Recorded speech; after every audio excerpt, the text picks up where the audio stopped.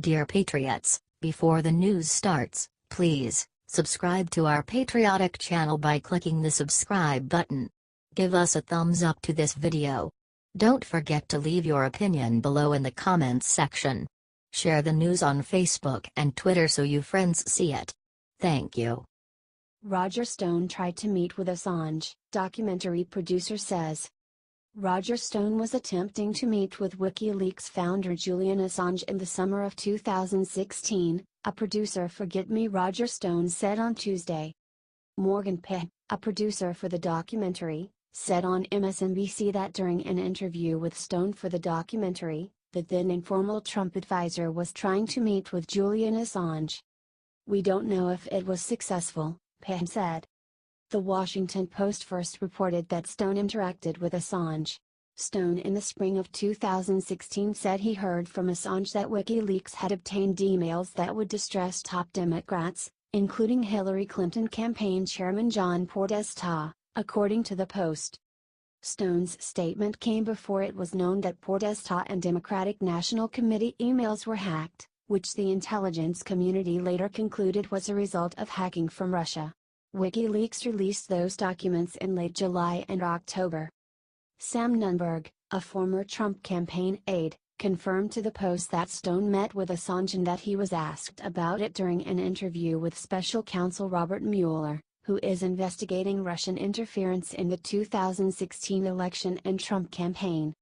The Washington Post story says that he did meet with Assange, Pehme said. "I am telling you, he was seeking to meet with Assange. We discussed it many times."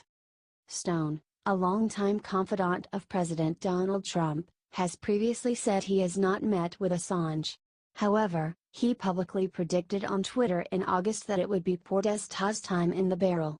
Stone also tweeted in October that he has total confidence that at Wikileaks and my hero Julian Assange will educate the American people soon. Several days later, Wikileaks released Podesta's emails. "I do not know if he had knowledge," Pehme said. "He has said consistently that he could extract this idea that John Podesta could be in trouble from public news reports. That's what he contends. I do not know for certain if he met with Wikileaks in advance of the election, but he was certainly attempting to do so," Pehme concluded.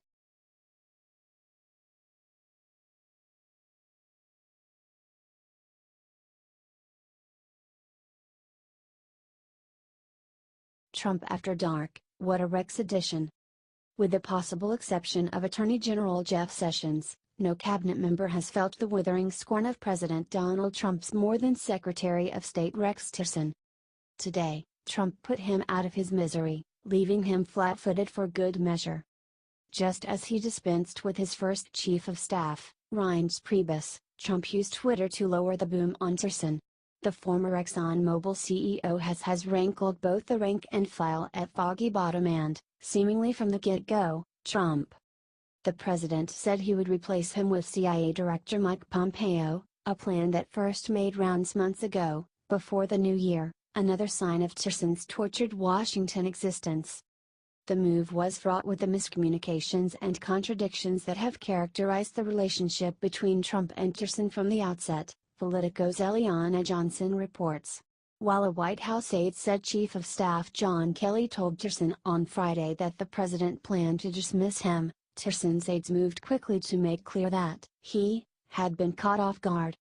Inside the State Department, there was a tentative sense of relief, Politico's Nahal Tusi reports. Tillerson was always viewed warily by the diplomatic corps, and there was some hope that Pompeo's tight relationship with Trump would strengthen Foggy Bottom's sway.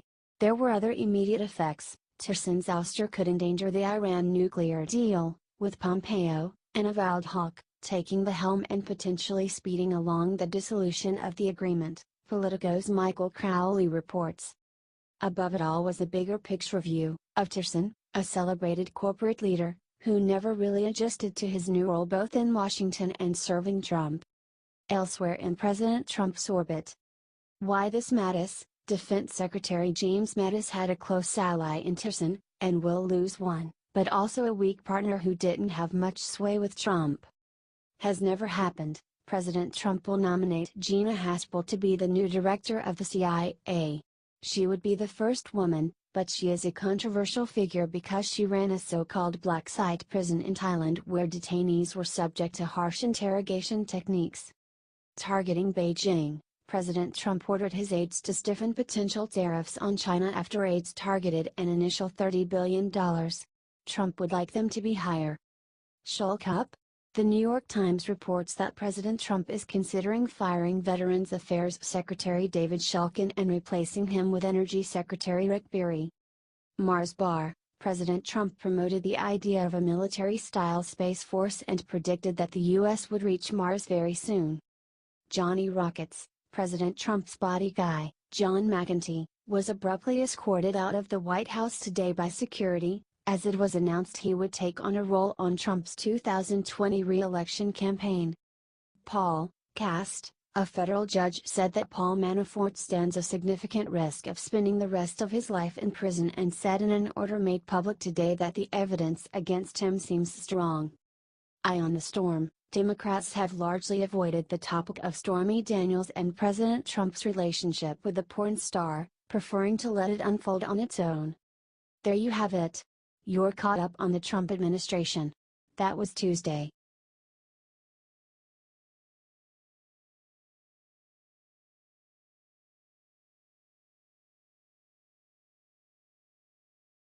Poll voters divided on Trump meeting North Korean leader.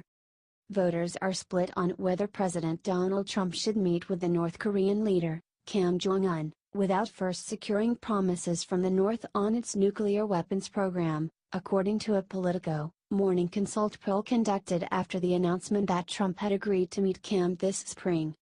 41% of voters, surveyed this weekend about a Trump-Kim sit-down, said Trump should meet with Kim without preconditions, slightly more than the 36% who said Trump should meet with Kim only if North Korea makes concessions regarding its nuclear program beforehand. Nearly a quarter of voters, 24%, had no opinion. That result comes from a supplemental survey to the regular, weekly Politico, Morning Consult poll, which was already in the field when the meeting was announced. In the regular poll, voters are sharply divided on their trust in Trump to handle threats posed by North Korea. Fewer than a quarter of voters, 24%, say they have a lot of trust in Trump, 21% have some confidence, 16% don't have much confidence, and 31% have no confidence at all. A majority of Republican voters, 51%, say they have a lot of confidence in Trump to handle North Korea, but 54% of Democratic voters have no confidence at all. Democrats and Republicans have drastically different viewpoints on whether President Trump will be able to handle threats posed by North Korea, said Kyle Drop, Morning Consult's co-founder and chief research officer. While 81% of Republicans say they have a lot or some confidence in Trump's ability to handle those threats, only 18% of Democrats say the same. Trump's overall approval rating in the survey stands at 44%, a point higher than last week's poll. Asked to evaluate a number of possible measures for handling North Korea, majorities of voters support diplomatic efforts, 75%, imposing additional sanctions on North Korea, 63%, imposing sanctions against countries that trade with North Korea, 61%, and adding North Korea to a list of state sponsors of terrorism, 57%. But there is little support for military action, fewer than a third, 32%, support airstrikes against North Korea, while 48% oppose them. Only 23% of voters support sending ground troops to North Korea, compared with 58% who oppose such action. The initial Politico, Morning Consult poll was conducted March 8 to 12, surveying 1,997 registered voters. The survey taken after the announcement on the North Korea was conducted March 9 to 11, surveying 1,992 registered voters.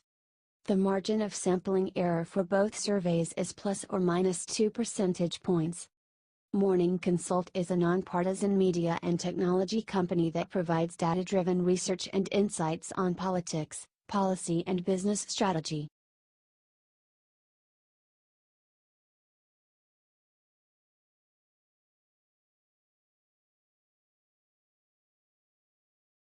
Trump boosts Space Force idea, says US will reach Mars very soon.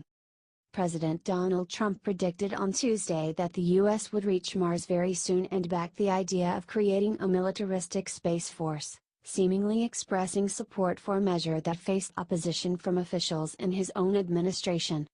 Touting recent technological advancements, Trump forecast that very soon we're going to Mars, a feat that he said wouldn't have been possible had Hillary Clinton prevailed in the 2016 election.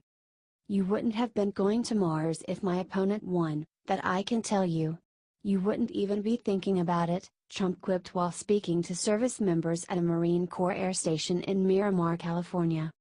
The president also voiced support for creating a space force to bolster U.S. defenses, appearing to back a proposal opposed last year by officials in the White House and the Department of Defense. "My new national strategy for space recognizes that space is a warfighting domain, just like the land, air and sea," Trump said. "We may even have a space force, develop another one, Space Force. We have the Air Force, we'll have the Space Force." The House Armed Services Committee approved a measure in June to include language to create a U.S. Space Corps, as part of the Air Force, in the 2018 National Defense Authorization Act. But the measure faced opposition from top officials in Trump's own White House and Pentagon. Defense Secretary Jim Mattis came out against the measure in July, issuing a rare statement in support of a proposal to remove language on the Space Corps from the defense budget for 2018. "At a time when we are trying to integrate the department's joint warfighting functions, I do not wish to add a separate service that would likely present a narrower and even parochial approach to space operations," Mattis reportedly wrote in a letter to Representative Mike Turner, Republican Ohio, who led House efforts on the matter. A White House official in July told CNN that creating a Space Corps was premature at this time. Trump marveled the achievements of SpaceX founder Elon Musk, who has said he's optimistic that his company will be able to launch test flights to Mars by as early as 2019. "I don't know if you saw last with Elon, with the rocket boosters where they're coming back down," Trump said during a cabinet meeting on Thursday. "To me, that was more amazing than watching the rocket go up because I've never seen that before. Nobody has seen it before, where they're saving the boosters. They came back without wings or without anything, they landed so beautifully."